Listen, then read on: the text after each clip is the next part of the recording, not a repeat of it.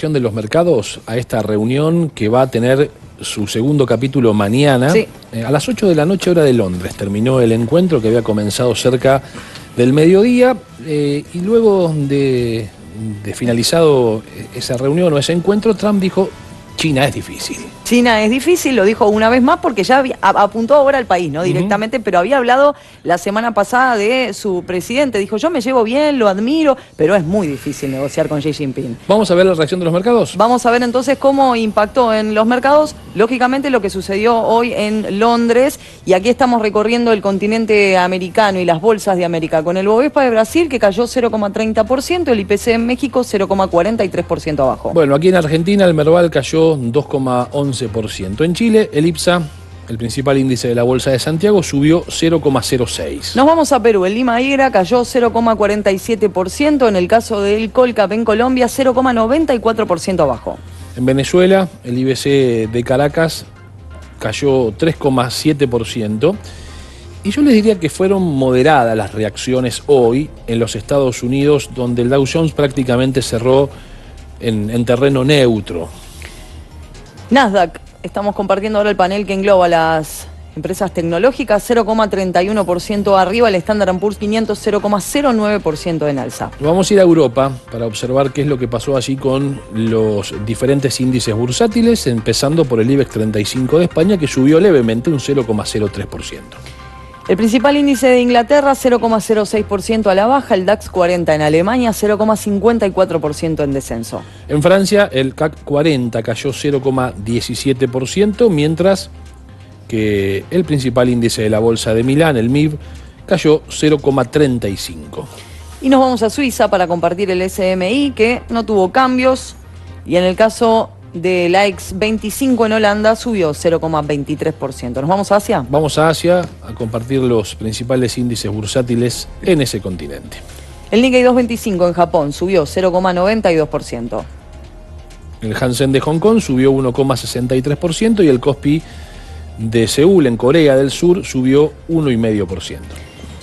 Nos vamos ahora a China para compartir el Shanghái, 0,43% en alza. Y para finalizar, otro de los principales índices del gigante asiático, hablamos del China A50, cayó 0,17%. Nos vamos a quedar en el continente asiático y hablando de China precisamente. Sí, hablando del intercambio comercial con los Estados Unidos, en el marco de esta discusión que se lleva adelante allí en Londres, donde la economía china claramente ha sufrido las consecuencias de un menor volumen de exportaciones hacia los Estados Unidos. Recién lo escuchábamos incluso en el informe que resumía lo que ha sido esta primera jornada de charlas entre ambos países con sus representantes comerciales al más alto nivel. En el caso de Estados Unidos decidió que directamente encabece la delegación el propio secretario del Tesoro americano, estoy hablando de Scott Bessent, y la economía china ha mostrado, como decíamos recién, una caída importante de más del 10% cuando lo medimos contra abril de este año, de sus exportaciones a los Estados Unidos, pero se amplía esa brecha cuando la medición es interanual. Sí, exacto. Vos estás hablando de lo que sucede hacia los Estados Unidos, ¿no? Las exportaciones que han caído hacia el país norteamericano, pero que sí aumentaron a nivel mundial, a nivel global, en un 4,8% en esos datos que se recopilan si observamos el mes de mayo. De todos modos, China admitió en las últimas horas, a partir de este informe, que han caído sus exportaciones si se habla solamente de lo que sucedió con los Estados Unidos, teniendo en cuenta la guerra comercial que continúa y muy fuerte, más allá de que las negociaciones están ahora establecidas. Según lo que ha trascendido hoy, el tema central de la conversación pasó por el intercambio de productos vinculados a la tecnología, que es un tema realmente muy candente entre ambos países, que China había suspendido la exportación de minerales producidos a través de las tierras raras para la industria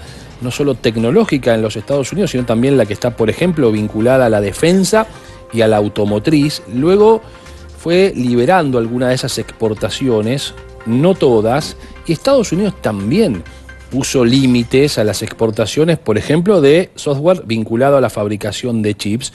Hay dos empresas, básicamente, que están discutiendo a grandes rasgos esta situación. una empresa norteamericana, una empresa muy conocida en China, y eso ha sido parte de las primeras conversaciones en el día de hoy que van a continuar mañana. Sí. Hay otras conversaciones a realizarse en las guerras comerciales que Estados Unidos ha emprendido por el mundo. Así es, y estamos hablando de lo que manifestó en las últimas horas la presidenta mexicana, Claudia Sheinbaum. ¿Por qué motivo?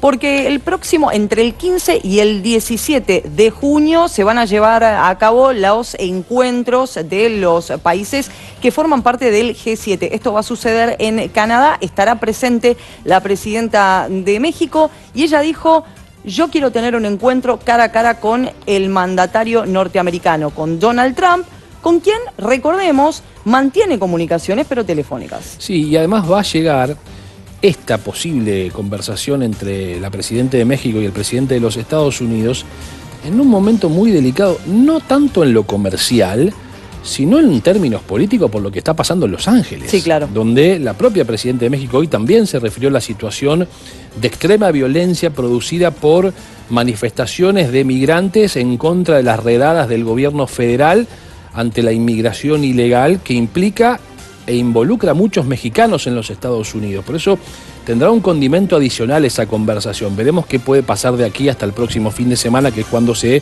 realice el G7. Absolutamente, tendrá un condimento adicional, como vos decís, Sebastián, la conversación por ese motivo y seguramente también por el Tratado de Libre Comercio que tiene México, Estados Unidos y Canadá. Canadá es el escenario en donde se llevarán adelante estos encuentros entre el 15 y el 17 de junio. Y recordemos que el llamado TIMEC, este acuerdo de libre comercio, expira el próximo año. Veremos qué sucede porque ya Donald Trump había manifestado que no quería continuarlo.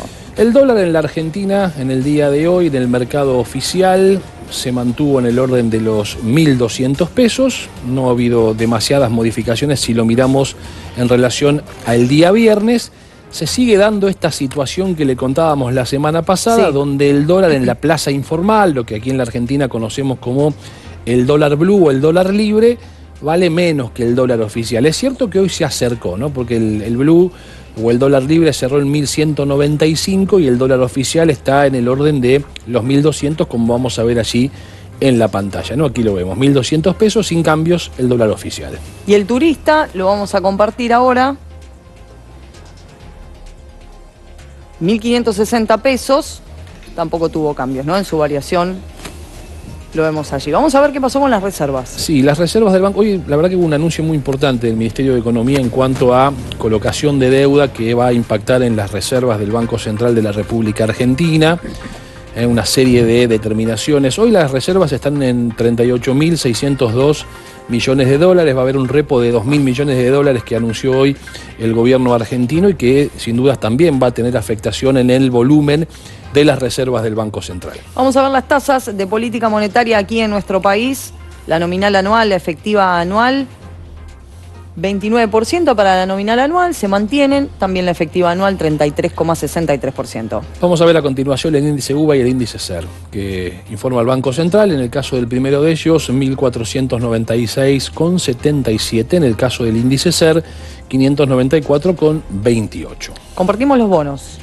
Primero vamos a ver el AL 30 en dólares, el TX25 y el TX26, que son en pesos. El AL 30, $68,07 de dólar, subió en su variación 0,67%. De hecho, la mayoría hoy de los globales argentinos subieron. En el caso del TX25 y el TX26, que se ajustan por inflación, hoy cayó el TX25 un 0,48%, 1.249, y el TX26 cayó un 0,17 y se ubicó en 1.454,50. Vamos a compartir las acciones de las empresas que cotizan allí en el Merval, en la Bolsa de Buenos Aires, comenzando con Celulosa Argentina, cayó 2,63%. Bueno, ya vimos que en el global el Merval cayó, mayormente obedece a estas bajas que estamos viendo. Ledesma 2,87 de caída, Aluar 4,24% abajo. Las acciones del Banco Francés cayeron 1,67%.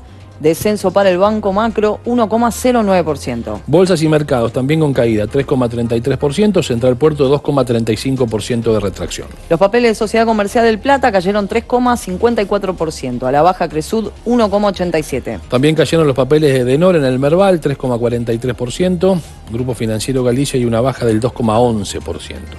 Una baja registró también IRSA, 2,51%, descenso para Loma Negra, 1,39%. También caída para los papeles de Metrogas, 1,19%. En el caso de Pampa Energía, en Buenos Aires sus acciones cayeron 1,41%. El grupo Superviel cayó 2,05%, las acciones de Telecom Argentina bajaron 3,81%. Transportadora Gas del Norte con caída 2,77%, Transportadora Gas del Sur con baja del 2,19%.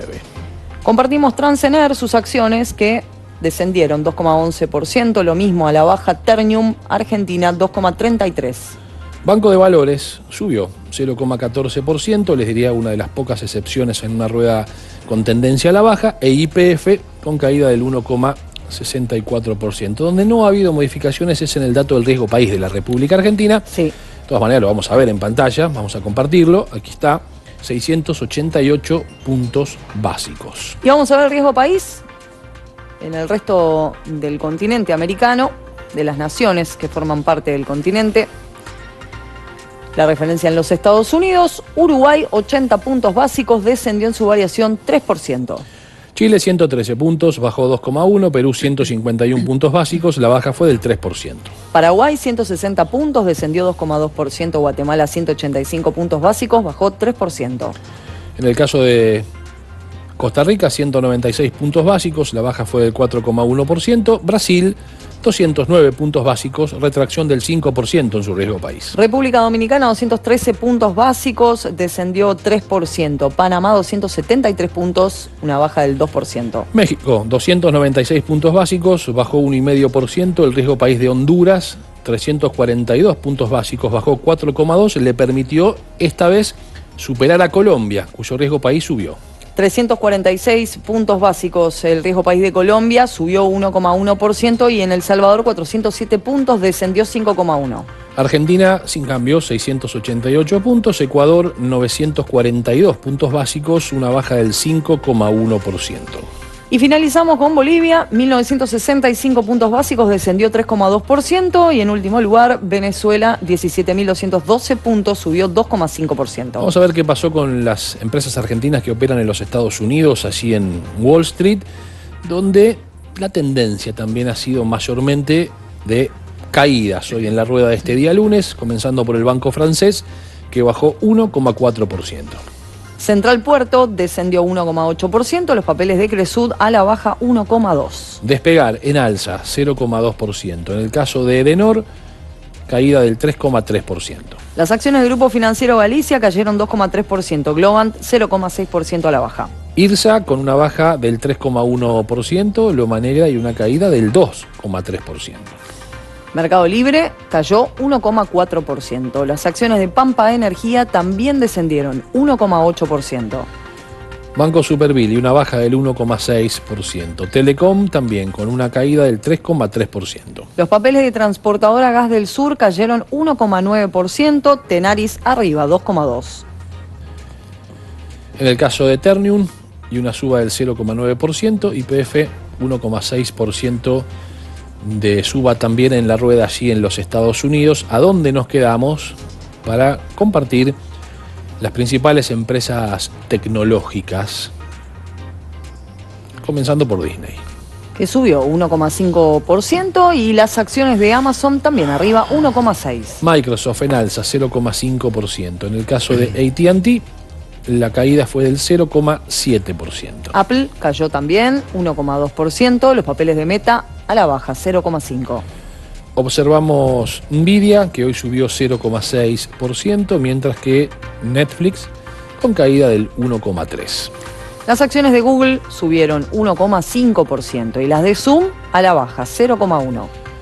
Tesla en alza, fue de lo mejor de la rueda hoy. Tesla, entre las 5 empresas que mejor cotizaron en los Estados Unidos, 4,5%, Coinbase subiendo 2,1%. Y para finalizar, compartimos las acciones de Nubank, que cayeron 1,8%. Vamos a hablar de la economía de Japón, sí, sobre todo de las proyecciones que hacen en el gobierno japonés, ya con la mirada puesta en el 2040. 2040, sí, porque pretende superar los 1.000 billones de yenes del PBI, como vos decías, con esta proyección de cara a 2040, ¿no? En, bueno, una economía y según el anuncio que dio el primer ministro nipón. Sí, además lo que sostienen allí en Japón es que el PBI, al alcanzar esa barrera, dicen barrera psicológica. ¿no? de los 1.000 billones de yenes, es mejorar la renta media de las familias por lo menos un 50%.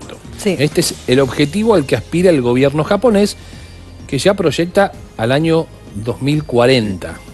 Fíjense la diferencia muchas veces de países desarrollados como Japón, que pueden pensar a largo plazo, hacerlo en función de objetivos a trazar a, por ejemplo, 2040, con aquellos países a los que les cuesta muchísimo programar, por ejemplo, qué va a pasar el año que viene, sin lugar a dudas, con su economía. Y hablando de economía, ¿qué pasa con el petróleo? ¿Qué pasa con el petróleo? Lo vamos a ver en pantalla. Para cerrar esta información, seguramente a fines de este mes comience la 6ª ronda de negociaciones entre Japón y Estados Unidos. Bueno, yo dije petróleo, pero es el oro negro, el petróleo. Pero vamos al valor del oro, la onza Troy de oro. Vamos a ver entonces lo que sucedió con el valor del oro, $3.346 con 70 centavos de dólar, sin cambios.